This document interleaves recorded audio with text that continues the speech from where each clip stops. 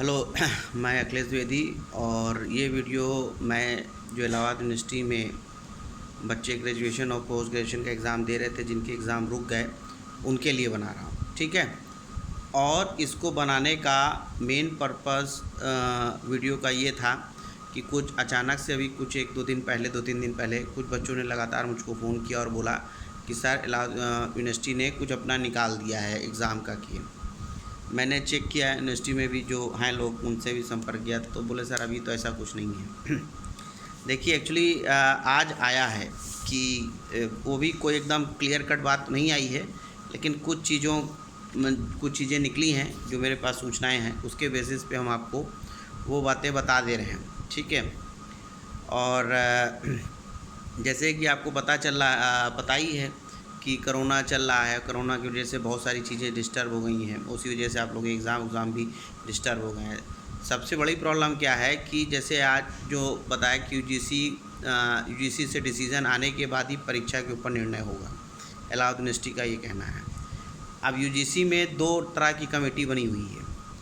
एक कह रही है कि साहब ऑनलाइन लीजिए, एक कह रही है ऑफलाइन भी, मतलब जैसे हम लोग ले रहे हैं एग्ज़ाम उसको भी लीजिए। उसमें दिक्कत सबसे बड़ी ये आ रही है कि सोशल डिस्टेंसिंग को ध्यान देना है और उसके हिसाब से बच्चों को बैठा के परीक्षा कराना पड़ेगा। तो वो सब एक काफ़ी महत्वपूर्ण विषय है। ठीक है।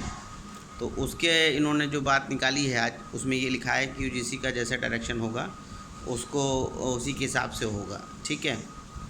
और अपना यूनिवर्सिटी तैयारी कर रही है पेपर्स के लिए, चाहे वो मतलब ईयरली वाले हों चाहे सेमेस्टर वाले, जो भी हो। दूसरी बात, जो प्रोफेसर रविंद्र कुमार सिंह हैं जो परीक्षा नियंत्रक हैं, उनका ये कहना है कि 3 मई तक तो पहले ये देखना पड़ेगा कि लॉकडाउन आगे एक्सटेंड होता है कि यहीं पे ख़त्म होता है। उसके हिसाब से सारी बातों को देखनी पड़ेंगी। अगर लॉकडाउन उस समय पे, ये उनका कहना है कि अगर लॉकडाउन जो है मान लीजिए कि ख़त्म हो जाता है, ठीक है, जिसकी चांसेस इस बार हमें भी काफ़ी हद तक है, तो ये मेरा खैर पर्सनल व्यू है कि लॉकडाउन मान लीजिए ख़त्म हो जाता है 3 मई के बाद, तो उसके बाद उन्होंने ये लिखा हुआ है कि जैसे ही मतलब गवर्नमेंट का डिसीजन आता है लॉकडाउन के बाद, और लॉकडाउन अगर ख़त्म हो जाता है, कि अगर लॉकडाउन समाप्त हो जाता है, तो विश्वविद्यालय लौटने के लिए बच्चों को 1.5 से 2 सप्ताह का समय दिया जाएगा। 1-1.5 हफ्ते का समय आपको दिया जाएगा कि आप अपने जहाँ पे हैं वहाँ से वापस आ जाएं, और उसके बाद ही जो है परीक्षा का कार्यक्रम मतलब आपका आएगा।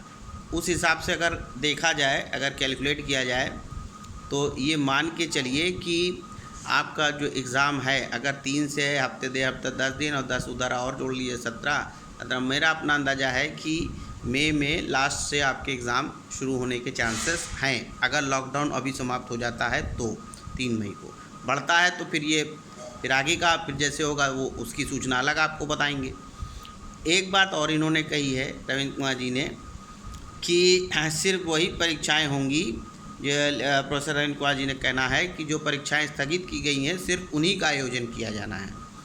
उन्होंने बताया कि इलाहाबाद विश्वविद्यालय में 17 मार्च तक वार्षिक परीक्षाओं का आयोजन किया गया था। उसके बाद जो है 18 मार्च की जो परीक्षाएँ थी वो स्थगित कर दी गई थी। तो एक बात और इन्होंने लिखी है कि स्थगित परीक्षाएं जिस क्रम में होनी थी उसी क्रम में उनका आयोजन किया जाएगा। ठीक है। तो ये बातें इन्होंने कहा था। ठीक, ये सब बातें इन्होंने बोली हैं। अब तो ये अभी लेटेस्ट जो है ये अपडेट है, मतलब एक तरह से सीधा है कि वो 30 मई के करीब वो आपका, मेरा अपना ऐसा है कि 30 मई के करीब वो पड़ेगा। और जो 17 तक आपके पेपर हो गए थे, 18 से जो पेपर जिस ऑर्डर में थे उसी ऑर्डर में लिए जाएंगे। वो डेट आपको जो नहीं आएगी शेड्यूल, उसके हिसाब से दे दिया जाएगा और आपको आने के लिए भी टाइम दिया जाएगा। ऐसा नहीं है कि तुरंत खुलते ही मान एग्ज़ाम शुरू हो जाएगा, ऐसा नहीं है, उसके लिए भी आपको टाइम दिया जाएगा। ठीक है। तो इस वीडियो में अभी तक की जो मेरे पास सूचनाएँ थी वो मैंने आपसे शेयर की। आगे कुछ और डेवलपमेंट होता है तो मैं आपको बताऊँगा। ओके, धन्यवाद।